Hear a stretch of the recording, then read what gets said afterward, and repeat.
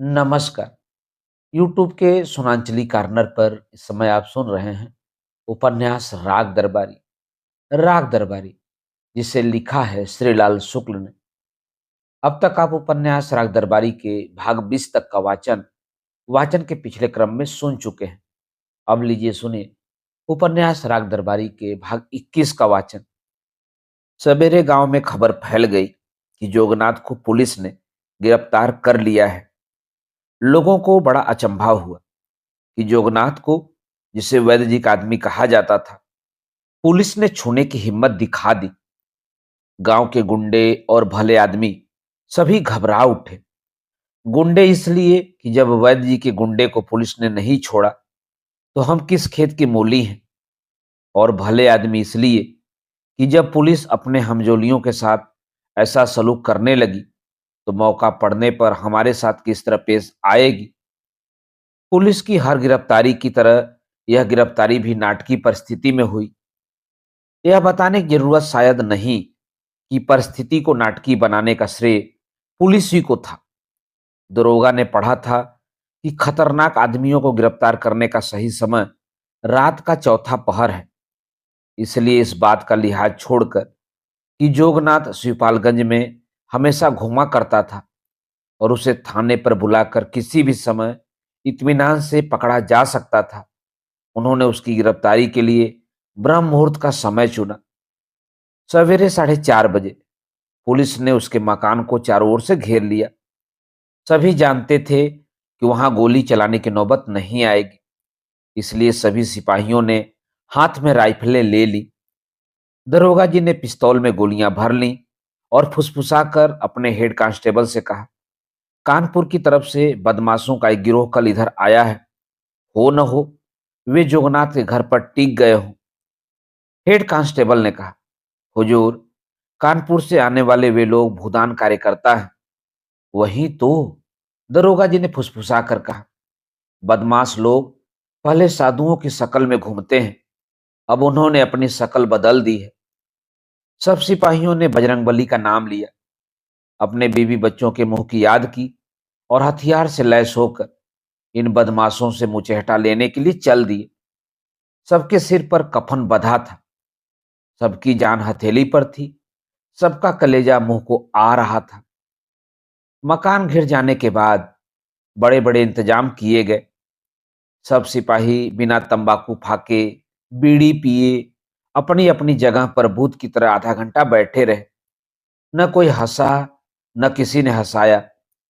एक सिपाही जूते उतारकर पंजों के बल चोर की तरह चलता हुआ सबके कान में शक्ति का महामंत्र जैसा फूंकता चला गया कि इत्मीनान रखो, कोई खतरा नहीं है। सब सिपाही अनुभवी थे और जानते थे कि किसी को कह देने भर से खतरा दूर नहीं हो जाता, इसलिए वे लोग खतरे में ही बैठे रह गए। दरोगा जी और हेड कांस्टेबल हाथ में क्रमशः पिस्तौल और राइफल लिए जोगनाथ के दरवाजे पर खड़े रहे। एक आदमी गली से निकल रहा था। इन्हें देखकर वह लौटने ही वाला था कि हेड कांस्टेबल ने उसे हाथ के इशारे से बुला लिया। वह इत्मीनान से चला आया। हेड कांस्टेबल ने उसके कान में कहा, भाग रहे थे। उसने बेधड़क होकर कहा, भागता क्यों? सवेरे सवेरे आप लोगों का मुंह देखने से बचना चाहता था। दरोगा जी ने होठों पर उंगली रखकर शीश जैसा निकाला।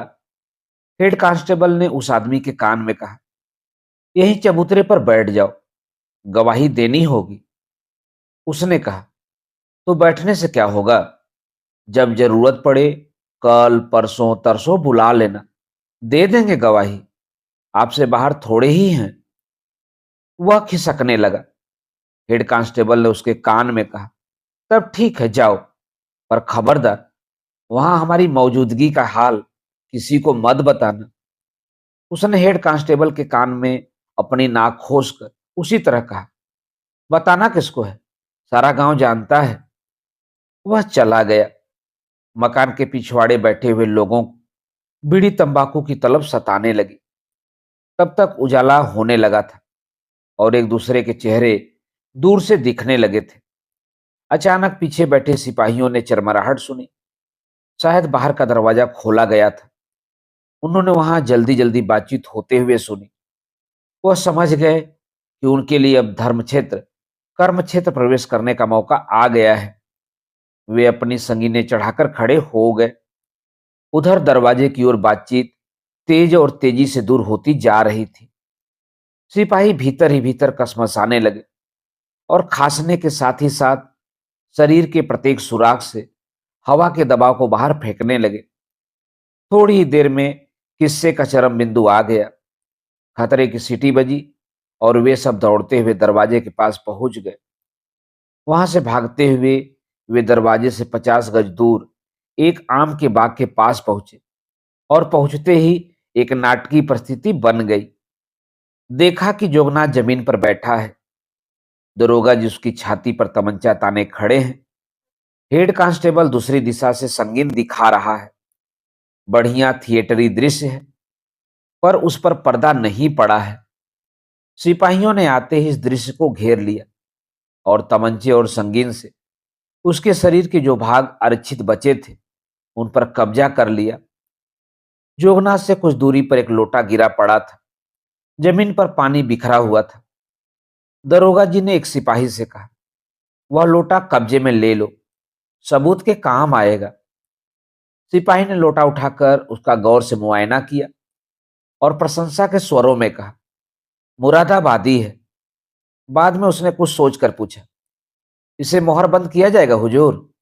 किया जाएगा, पर बाद में। सिपाही ने कुछ सोचकर पानी में भीगी हुई जमीन की ओर उंगली उठाई और कहा, यह मिट्टी भी कब्जे में ले ली जाएगी। हेड कांस्टेबल ने उसे घुड़क दिया, बहुत काबिल न बनो, जितना कहा गया है वही करो। दरोगा जी ने जोगनाथ को खड़ा कराया। उसके जिस्म की तलाशी ली गई। फिर संगीने म्यान में चली गईं। पिस्तौल चमड़े के दरबे में घुस गया। सिपाहियों में बातें होने लगी। एक ने कहा कि हो न हो सवेरे सवेरे यह हाजत रफा करने जा रहा था। दूसरा बोला कि क्या पता आसपास कोई गिरोह हो, उसे दाना पानी देने जा रहा हो। तीसरे ने कहा कि अब वैद्य जी शोर मचाएंगे। चौथे ने धीरे से कहा कि वैद्य जी को दरोगा जी अपनी जेब में डाले घूम रहे हैं। गिरफ्तारी कप्तान के हुक्म से हुई है। पांचवें ने कहा, चुप चुप, जरा देख, तमाशा देख। जोगनाथ अपनी जगह पर किसी लोक नृत्य की मुद्रा में खड़ा था, पर उसके चेहरे से जाहिर था कि वह नाचेगा नहीं। अचानक दरोगा ने उसके गाल पर एक जोरदार तमाचा मारकर पूछा, लोटा लेकर कहां जा रहा था? उसने चोट के असर को दूर करने के लिए आंखें मिचमिचाई। उसके बाद ही दरोगा जी की आंखों में आंखें डालकर कहा, बोटी बोटी काट डालो, तब भी जब तक मेरा वकील नहीं कहेगा मैं कुछ नहीं बताऊंगा। दरोगा जी ने हेड कांस्टेबल को हुक्म दिया, हथकड़ी डालकर इसे ले चलो, अभी इसके मकान की तलाशी लेनी है, इनकी खबर भी लेनी है। हेड कांस्टेबल ने कहा, पूरी घटना के बारे में अगर कोई दरोगा जी से पूछता तो वे उसका विवरण इस प्रकार देते, आज से कुछ दिन पहले गांव में चोर आए थे। पुलिस ने ग्राम रक्षा समिति की मदद से उन्हें पकड़ने की कोशिश की, पर जैसा कि इस मौके पर अक्सर हो जाता है, चोर अपने गिरोह का एक मुकामी आदमी छोड़कर निहायत चालाकी के साथ अंधेरे में गायब हो गए और पुलिस और ग्राम रक्षा समिति की मुस्तैदी के कारण दस्तयाब न होने पर भी वे अपने मुजरिमाना इरादों में कामयाब न हो पाए। पर उनके गिरोह का मुकामी आदमी जिस वक्त गांव में चोरों की आमद से चहल पहल मची थी, गांव वालों की घबराहट का नाजायज फायदा उठाकर गया दिन के मकान में बनिया चोरी करने में दाखिल हो गया। ग्राम रक्षा समिति वालों के आवाज लगाने पर गया दिन के घर में लोग जाग गए और तभी उन्होंने किसी शख्स को सीढ़ी से चढ़कर छत पर जाते हुए देखा। पुलिस बात की बात में हवा की तरह मौके पर पहुंच गई। तब तक वह आदमी गायब हो चुका था। मौके पर गयादीन ने पुलिस के हाथ में एक फेहरिस्त देते हुए कहा, यह उन जेवरात की फेहरिस्त है जो अभी अभी चोरी में गए हैं। मौका मुआयना करके पुलिस वापस चली आई और फिर लगभग 15 दिन जोर शोर से तफ्तीश करती रही। तफ्तीश करने के बाद पुलिस इस नतीजे पर पहुंची कि गया दिन के घर उस रात को चोरी ही हुई थी। यही नहीं, जो शख्स जल्दी जल्दी सीढ़ी पर चढ़कर छत पर पहुंचता हुआ पाया गया था, यकीन के साथ कहा जा सकता है कि वह चोर ही था। इसके बाद पुलिस को बजरिए मुखबिर मालूम हुआ कि जोगनाथ वल्दरामनाथ साकिन मौजा शिवपालगंज के घर पर चंद ऐसे जेवरात हैं जो गया दिन के हो सकते हैं। पूरा पता लग जाने पर आज सुबह मुंह अधेरे उसके घर पर दबिश दी गई। जोगनाथ लोटा लेकर उस वक्त कहीं बाहर जा रहा था। पुलिस के सामने उसने जुर्म का इकबाल किया और खुद उसने अपनी मौजूदगी में मकान की तलाशी करवाई। तलाशी, जैसा कि कानून में लिखा गया है, मोहल्ले के एक बाइज्जत आदमी की मौजूदगी में हुई। यह बताना भी जरूरी है, इस मौजे में अव्वल तो आदमी ही नहीं मिलते, और दूसरे यह कि अगर कोई आदमी मिल भी जाए तो उसे बाइज्जत मानना मुश्किल है। जो भी हो, यह तलाशी छोटे पहलवान वल्द कुसार प्रसाद और बैजनाथ वल्द त्रिवेणी सहाय की मौजूदगी में हुई। बैजनाथ इस गांव का बासिंदा नहीं है। इस बाइज्जत आदमी को पड़ोस के गांव से बुला लिया गया था। जोगनाथ के दिखाने पर अंदर कोठरी में एक जगह खोदा गया।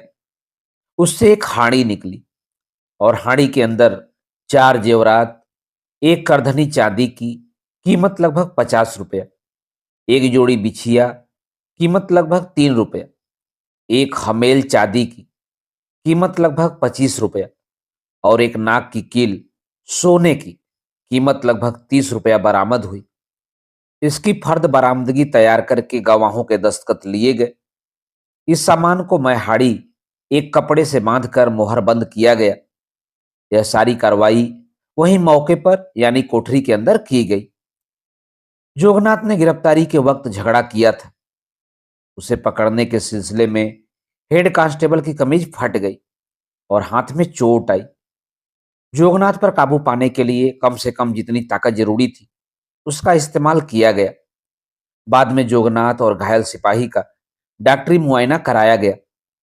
सिपाही 2 हफ्ते की डॉक्टरी छुट्टी लेकर घर चला गया है। जोगनाथ के जिस्म पर 20 नीले नीले निशान और 40 खरोंचे हैं। सभी चोटें मामूली हैं और जमीन पर गिर पड़ने की वजह से आई हैं। यह आख्यान वैद्य जी को बहुत घुमा फिरा कर सुनाया गया, पर आज पहली बार वैद्य जी को इस शाश्वत सत्य में संदेह हो रहा था कि पुलिस जो करती है ठीक ही करती है। वैद्य जी की राय जोगनाथ के बारे में बहुत अच्छी न थी, पर वे उस दुनिया में रहते थे जहां आदमी का सम्मान उसकी अच्छाई के कारण नहीं, उसकी उपयोगिता के कारण होता है। उनके आदमियों में जोगनाथ ही एक ऐसा था जो जी खोलकर दारू पीता था, और चाहे अपने पैसे से पी रहा हो चाहे किसी दूसरे के पैसे से, दारू की मात्रा में अंतर नहीं आने देता था। कुल मिलाकर वह एक मझौले हैसियत का गुंडा था। वैद्य जी को संदेह था कि जोगनाथ की गिरफ्तारी के पीछे कुछ पॉलिटिक्स है। वे कुछ दिनों से देख रहे थे कि दरोगा जी उन्हीं को नहीं, रामाधीन भिकम खेड़वी को भी कुछ समझकर चल रहे हैं। पहले वे सोचते रहे कि अफीम के गुप्त कारोबार में रामाधीन ने उन्हें भी साझेदार बना दिया है, पर अब उन्हें ऐसा लग रहा था कि दरोगा जी को भ्रम हो गया है। इस बात का भ्रम कि राजनीतिक दांवपेच में रामाधीन भिकम खेड़वी उनके लिए वैद्य जी की अपेक्षा ज्यादा कारगर साबित होंगे। जो भी हो, वैद्य जी को एहसास हो गया था कि इस परिस्थिति में अगर जोगनाथ की गिरफ्तारी होती है तो शुरू में वही होगा जो दरोगा जी चाहेंगे, और दरोगा जी वही चाहेंगे जो रामाधीन भिकम खेड़वी चाहेंगे। पर रुपन बाबू ने जिद की थी कि जोगनाथ को जमानत पर थाने से ही छुड़वा लिया जाए, इसलिए वे दरोगा जी से न चाहते हुए भी बात करने के लिए तैयार हो गए थे।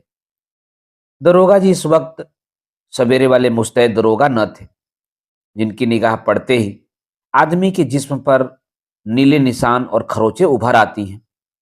इस वक्त वे सिल्क के कुर्ते में अपनी तंदुरुस्त देह को झलका रहे थे। नीचे खद्दर का पैजामा, होठों के कोनों से पान बहता हुआ। उनके मुंह से वैद्य जी ने पूरी घटना सुन ली। उन्हें ताजुब नहीं हुआ, सिवाय इसके कि जोगनाथ के घर से पुलिस ने एक देसी तमंचा तक नहीं बरामद किया। पुलिस के घनिष्ठ संपर्क में इतने साल बिताकर वे इतना जान गए थे कि ऐसे मौकों पर अपराधी के घर से लोहे का एक भोंडा टुकड़ा जरूर निकलता है, जिसे तमंचा समझा जाता है और जिसे देखते ही यह ऐतिहासिक तथ्य अपने आप स्पष्ट हो जाता है कि 18वीं और 19वीं सदी में अंग्रेजों के सामने भारतीयों की हार का मुख्य कारण क्या था। उन्होंने दरोगा जी को मुरव्वत के लिए धन्यवाद देना आवश्यक समझा। भूमिका के तौर पर पूछा, जोगनाथ के घर से केवल आभूषण ही निकले? गांजा, भांग, चरस या अफीम तो नहीं? मैंने अफीम की तलाशी नहीं ली थी। वैसा करता तो लोग यही कहते कि उस बार उधर की पार्टी से एक आदमी अफीम के सिलसिले में पकड़ा गया था, इसलिए इस बार एक आदमी इधर से पकड़ा गया है। पार्टी? वैद्य जी ने आश्चर्य से पूछा, कैसी पार्टी? आप यह किसकी भाषा बोल रहे हैं? उत्तर दिया रूपन बाबू ने, पुलिस की। दरोगा जी ने आंखें मीचकर अपना दिमाग साफ करना चाहा। मन में उन्होंने कहा कि अंग्रेजी शराबों में जीन बहुत धोखेबाज चीज है। देखने में पानी जैसी ही है, पर पेट में पहुंचकर जबान को गलत मोड़ देने लगती है। क्या कहना चाहिए और क्या कहलाती है? उन्होंने आंखें खोली। वैद्य जी का चेहरा काफी गंभीर हो गया था। अब ये कोई कमीनेपन की बात कहेंगे, सोचकर दरोगा जी उनके मुंह की छटा निहारने लगे। आपने यह संकोच निरर्थक ही दिखाया, वैद्य जी बोले। उसे कभी क्षमा नहीं करना चाहिए। वह दुराचारी है, देशद्रोही है। दरोगा जी चुपचाप बैठे रहे।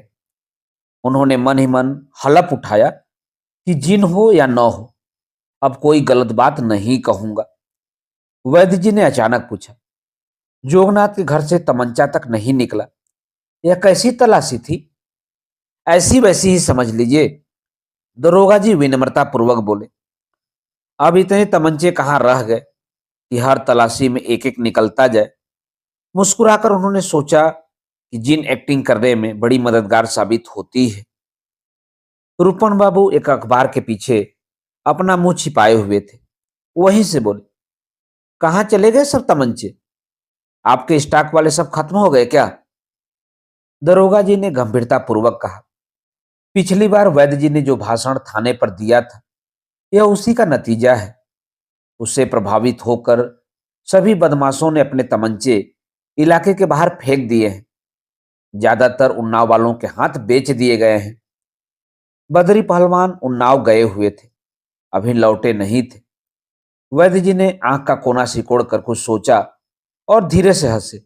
बोले, शिवपालगंज की जलवायु बड़ी ही उत्कृष्ट है, बुद्धि के विकास के लिए बड़ा अनुकूल पड़ता है। मैं तो आपको ही यहाँ का जलवायु मानता हूँ। इस बार दरोगा जी ने यह बात कहकर जिन को मन ही मन गालियां नहीं दी, बल्कि वे खुलकर हंसे। वे हंसते रहे और उन्हें पता ही नहीं चला कि जिन ने जबान को ही नहीं, गले को भी गलत मोड़ दे दिया है। वैद्य जी चुपचाप बैठे रहे। दरोगा की बात उन्होंने अनसुनी कर दी थी। दरोगा जी चलने के लिए धीरे से खड़े हो गए। जब वे बैठक की चौखट लांग रहे थे, तो वैद्य जी ने, जैसे वह कोई भूली बात याद कर रहे हो, कहा, जोगनाथ की जमानत तो शायद मेरे ही नाम लिखी गई है। दरोगा जी खड़े हो गए, बोले, वैसा होता तो आपके दस्तखत जरूर करा लेता, पर कोई बात नहीं, अदालत से जमानत हो जाएगी। किसी को ही भेज दीजिए। वैद्य जी चुप हो गए। रूपन ने अब साफ साफ पूछा, यहां जमानत लेने में क्या दिक्कत है? चोरी का जुर्म गैर जमानती है, और खून का? दरोगा जी ने हल्के ढंग से कहा, आप शायद पर साल के नेवादा वाले मुकदमे का जिक्र कर रहे हैं, पर उसमें तो मुलजिम टीबी का मरीज था। उसे हवालात में रखकर कौन हत्या मोल लेता? रूपन बाबू अखबार छोड़कर पहले ही उठ खड़े हुए थे। बोले, जोगनाथ अभी तो आपकी हिरासत में ही है, उसका वही मुआयना करा लीजिए। वह भी बीमार है। यह और बात है कि टीबी तो नहीं, सुजाक है। वैद्य जी ने ठंडी आवाज में कहा, रूपन, शिष्टता से बोलो। दरोगा जी अपने आदमी हैं, जो करेंगे समझकर ही करेंगे। दरोगा जी ने दोहराया, तो आज्ञा है, चलो। जरूर चलिए, रूपन बाबू बोले। थाने पर रामाधीन बैठे राह देख रहे होंगे। दरोगा जी मुस्कुराए, फिर नौकरशाही के जीवन की सबसे खेदपूर्ण घटना का जिक्र किया। देश आजाद हो गया है, इसलिए अब बात ही दूसरी है। वरना रूपन बाबू, राह तो बड़े बड़े लोग देख रहे होते। उनके चले जाने पर रूपन बाबू ने कहा, जिसे समझे थे खमीरा, वो भसाक निकला। इतना उन्होंने स्वागत के रूप में कहा। बाकी वैद्य जी से बड़ी बेइज्जती हुई। वैद्य जी शांत भाव से बैठे रहे। फिर रंगनाथ को घर से निकलता देख व्याख्यान शैली में बोले, लाभालाभ जया जय मान अपमान, इन सबको समबुद्धि से लेना चाहिए। पिताजी गीता की बात कर रहे थे। रूपन बाबू ने सोचा, अब देखें यह दरोगा बचकर कहाँ जाता है। बाबू रामाधीन भीखम खेड़वी के दरवाजे पर आज भंग घोट रही थी। सामने एक छप्पर के नीचे जुआ हो रहा था। दोनों चीजों से बेलौस बाबू रामाधीन एक चारपाई पर लेटे हुए लंगड़ की बात सुन रहे थे। लंगड़ चबूतरे के नीचे खड़ा था। रंगनाथ और सनीचर उसी ओर से निकल रहे थे। बाबू रामाधीन ने उन्हें आवाज देकर बुलाया। खुद चारपाई के कोने में बैठकर उसे उन्होंने सिरहाने बैठा लिया। सनीचर के बारे में उन्होंने कोई तकल्लुफ नहीं दिखाया, सिर्फ इतना कहा, खड़े क्यों हो? बैठ जाओ प्रधान जी। रंगनाथ के लिए दूसरा मौका था। पहली बार जब वह रामाधीन के घर से आगे निकला था, भंग और जुए का कहीं जिक्र न था। आज यहाँ का मौसम अच्छा था। रंगनाथ ने लंगड़ की ओर देखकर पूछा, इनके क्या हाल हैं? बहादुर आदमी है, समझ लो, बैल को धोकर आया है। रामाधीन ने हाथों से इशारा करके बताया कि बैल को धोने की कोशिश में हाथों को कहां तक जाना पड़ता है। रंगनाथ ने ललकार कर पूछा, क्या हुआ, नकल मिल गई? लंगड़ ने वैष्णव संतों की निरीहता से जवाब दिया, हाँ बापू, अब मिली ही समझो। सदर से दरख्वास्त वापस लौट आई है। वैसे सदर जाने वाली दरख्वास्तें वहीं खो जाती हैं, पर मेरी खोई नहीं। यह आप लोगों के चरणों का प्रताप है। सनीचर ने समझदारी से कहा, बहुत अच्छा लक्षण है। दरख्वास्त वापस लौट आई तो अब नकल मिल जाएगी। कब मिलेगी? रंगनाथ ने पूछा। लंगड़ को यह उतावली कुछ नापसंद आई। रंगनाथ को दिलासा देते हुए कहा, नकल बाबू कहते थे कि तुम्हारा नंबर अब आने ही वाला है। रामाधीन ने कहा, जाओ लंगड़, जाकर उधर ठंडाई वंडाई पी लो। फिर वे रंगनाथ की तरफ घूमे और बिना दिलचस्पी के बोले, सुना है कि आज जोगनाथ गिरफ्तार हो गया है। रंगनाथ शुरू से ही इस सवाल के लिए तैयार था। उसने रामाधीन से पूछा, कौन जोगनाथ? रामाधीन उसका मुंह देखते रह गए। फिर सनीचर से बोले, प्रधान जी, इन्हें बताओ जोगनाथ कौन है? सनीचर ने कहा, तुम बाबू साहब मुझको अभी से प्रधान वरधान न कहो। जब अपना कीमती वोट मंगलदास वल्द दुलारे दास को दे दोगे तभी मैं प्रधान बन पाऊंगा। अभी से टीलर टीलर करना बेकार है। क्यों ना बाबू रंगनाथ? भांग का गिलास रंगनाथ के आगे आ गया। उसने सिर हिलाकर कहा, मैं तो पीता नहीं हूं। बाबू रामाधीन को कुछ वैसे ही अपमान का अनुभव हुआ जिसका अंतिम परिणाम हल्दी घाटी की लड़ाई थी।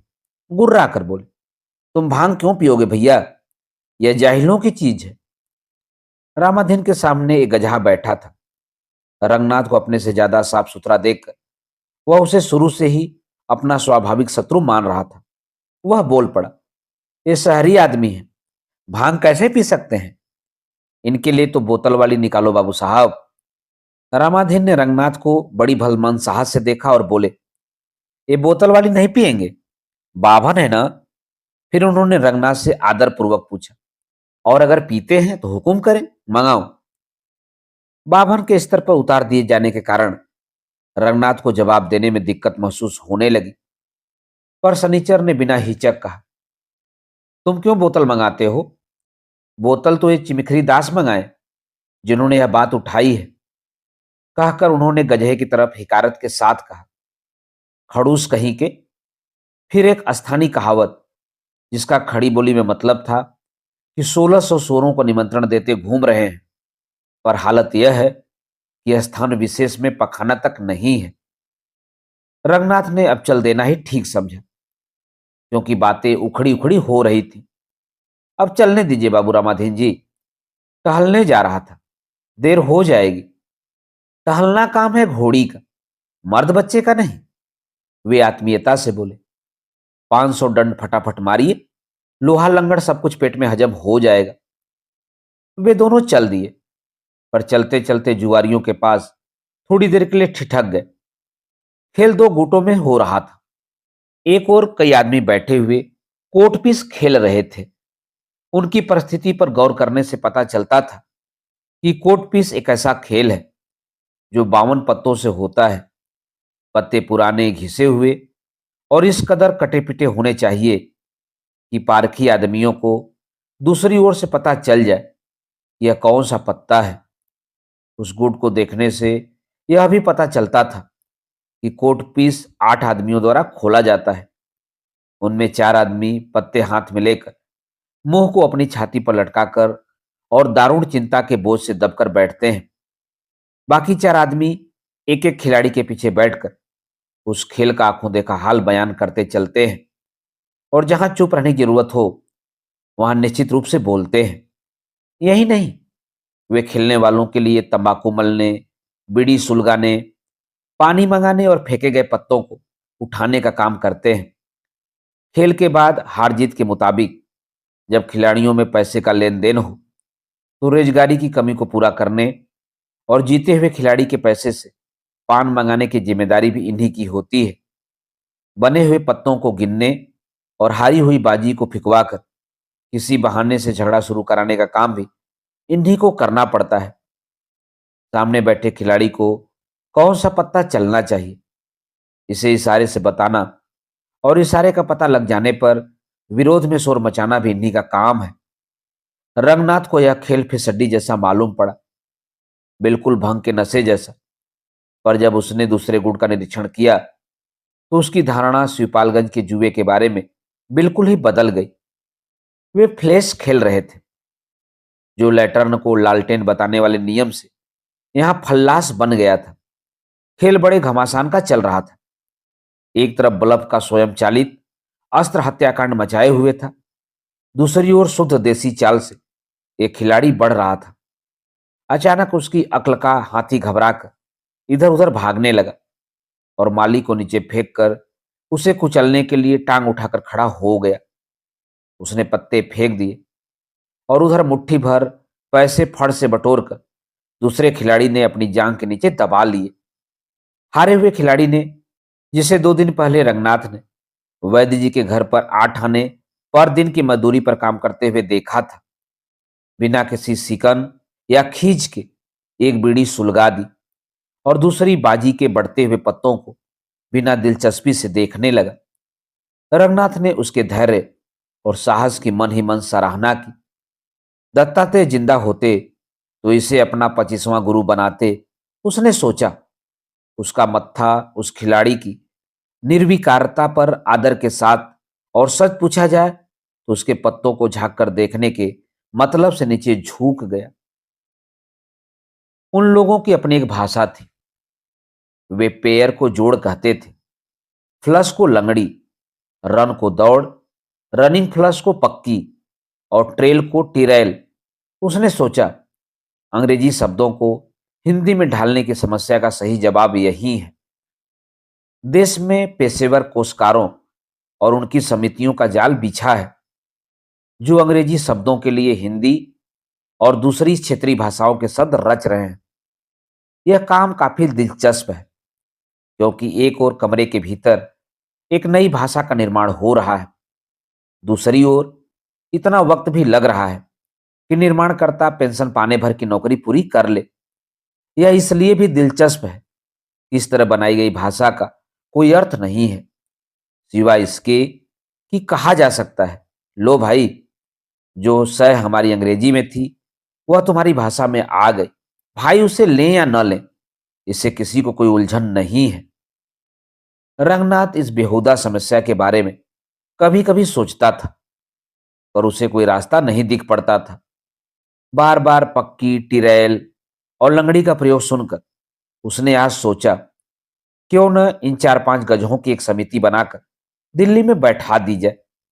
ये बड़े-बड़े पारिभाषिक शब्दों के लिए सिर्फ सामाजिक स्वीकृति के आधार पर अपनी मातृभाषा के कुछ शब्द निकाल कर पेश कर देंगे, और कुछ न हुआ तो ट्रेल को टिरेल बनाने में क्या देर लगती है। जिस आत्मविश्वास से वे खेल रहे थे और अपने चूतड़ की खाल तक को बेचकर वे जिस आशावादिता से ब्लफ लगा रहे थे, उसने रंगनाथ को अचंभे में डाल दिया। यह स्पष्ट था कि विदेशों से करोड़ों रुपए उधार मांगने वाले डेफिसिट फाइनेंसिंग के आचार्यों और महान राजनीतिज्ञों में भी इतना मजबूत कलेजा मिलना मुश्किल है। रंगनाथ ने सोचा, इन मजदूरों और चरवाहों का जीवन देखकर आज से मैं दिल्ली के स्वप्न दृष्टाओं पर नाराज होना छोड़ दूंगा। उसने अपने पास बैठे हुए खिलाड़ी की ओर देखा। इस बार वह फिर दाव हार गया था। उसने एक नई बीड़ी सुलगाई और निर्विकार भाव से इधर उधर आंखें घुमाकर देखा। रंगनाथ और सनीचर को सूनी निगाह से किनारे छोड़ते हुए उसने कुछ दूर खड़े हुए एक मजदूर को 5 उंगलियां दिखाकर रुपए निकालने का इशारा किया। उसने सिर हिलाकर नहीं कह दिया। तब वह उठकर बाबू रामाधीन के पास पहुंचा और वहां से तत्काल ही लौटकर अपनी जगह पर पूर्ववत बैठ गया। उसका चेहरा पहले की तरह निर्विकार था। ताश उठाकर उसने अधजली बीड़ी दूर फेंकी और एक डकार ली। फिर उसने 5 रुपए का नोट फेंक कर बाकी रुपए वापस उठाने की चिंता किए बिना एक दाव चला। दूसरी तरफ एक खिलाड़ी ने कहा, इस बार कोई बड़ा पत्ता आया है। रंगनाथ ने झुक कर देखा। वह फिर पहले की तरफ ब्लफ खेल रहा था। विदेशी सहायता किन कारणों से, किस मौके पर और किस तरह का चेहरा लेकर मांगनी चाहिए, यह सबक रंगनाथ की आंखों के आगे खुला हुआ था। वे मैदान में पहुंच गए थे और रंगनाथ को अकेला छोड़कर सनीचर कुछ दूरी पर एक छोटे से तालाब की ओर जाने वाला था। रंगनाथ ने उससे पूछा, और तो सब ठीक है, पर एक बात समझ में नहीं आई। छोटे पहलवान जोगनाथ के खिलाफ पुलिस के गवाह बन गए, यह ठीक नहीं है। सनीचर तालाब की ओर रॉकेट किसी तेजी से बढ़ने लगा।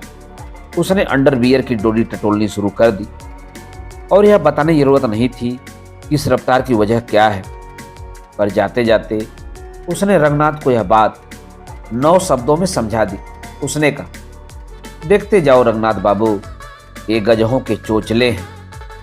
इसके बाद जैसे कोई विश्व सुंदरी उसे अपने बिस्तर पर बुला रही है। इस आतुरता से अंडरवियर को दूर फेंककर रंगनाथ की निगाह के सामने ही वह बिल्कुल नंगा हो गया और चट से तालाब के किनारे तीतर लड़ाने वाली मुद्रा में बैठ गया। यह था उपन्यास राग दरबारी के भाग 21 का वाचन। उपन्यास राग दरबारी के आगे के भागों का वाचन आप वाचन के अगले क्रम में सुन सकते हैं। तो जुड़े रहिए। धन्यवाद। नमस्कार।